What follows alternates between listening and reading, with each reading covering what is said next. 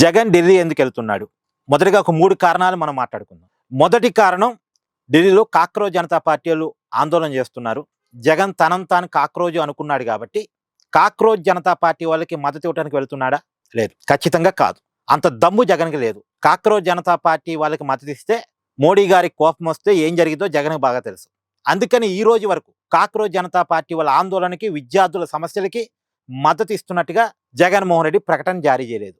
Even వాళ్ళ మీద lathi charge చేసినా సరే జగన్ కనీసం ఖండన కూడా ఇవ్వలేదు. ఇప్పుడు జగన్ కాక్రోజ్ జనతా పార్టీకి సపోర్ట్ ఇవ్వాలని నా డిమాండ్ ఏం లేదు. కానీ జగనే చెప్పుకున్నాడు నేను కాక్రోజునని.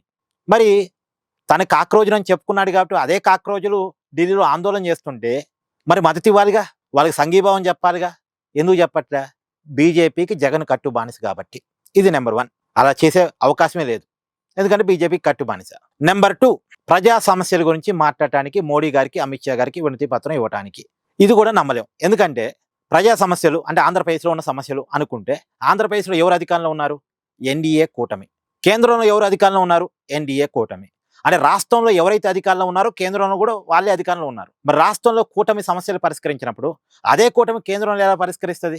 ఇప్పుడు రాష్ట్రంలో బీజేపీ మంత్రులు ఉన్నారు, కేంద్రంలో టీడీపీ మంత్రులు ఉన్నారు, అంతే కదా. కేంద్ర క్యాబినెట్లో టీడీపీ వాళ్ళు ఉన్నారు, రాష్ట్ర క్యాబినెట్లో బీజేపీ వాళ్ళు ఉన్నారు, కలిసి ప్రభుత్వాన్ని నడుపుతున్నారు రాష్ట్రంలో, కేంద్రంలో. మరి ఈ కూటమి అధికారంలో ఉన్నప్పుడు రాష్ట్రంలో చంద్రబాబు నాయుడు గారు విననమాట ఢిల్లీలో మోడీ గారు ఏం వింటారు? ఇక్కడ చంద్రబాబు నాయుడు గారు పట్టించుకొని ప్రజా సమస్యని పైన మోడీ గారు ఏం పట్టించుకుంటారు?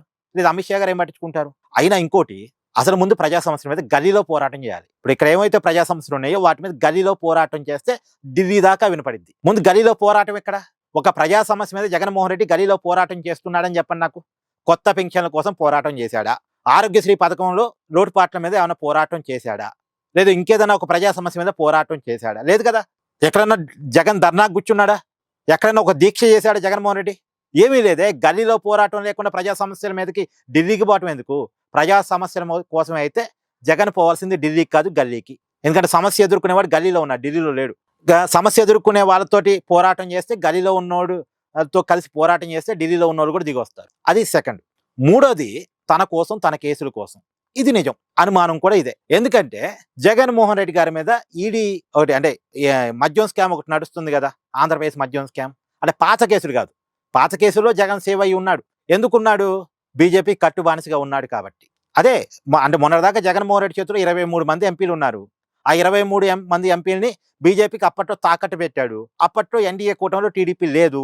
అందుకని జగన్ లాబింగ్ అంతా నడిచింది. పాత కేసు నుంచి తనను తాను సేవ్ చేసుకోగలిగాడు.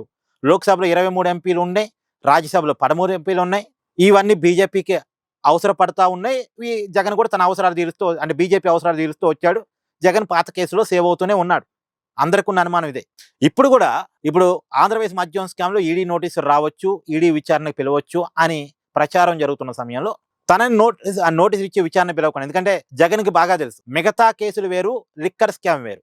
తన కళ్ళ ముందే కేజ్రీవాల్ కనపడుతున్నాడు. లిక్కర్ కేసులో ఇరుక్కొని జైలుకు పోయి ఇప్పుడు అధికారాన్ని కోల్పోయి కనీసం ఎమ్మెల్యేగా కూడా గెలవకుండా.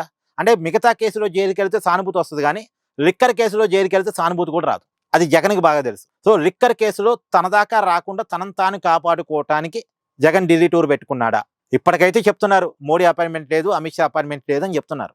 బట్ ఏదో రకంగా అపాయింట్మెంట్ కోసం తెగ ప్రయత్నాలు అయితే జరుగుతున్నాయట. మిథున్ రెడ్డి ద్వారా, వైవి సుబ్బారెడ్డి ద్వారా.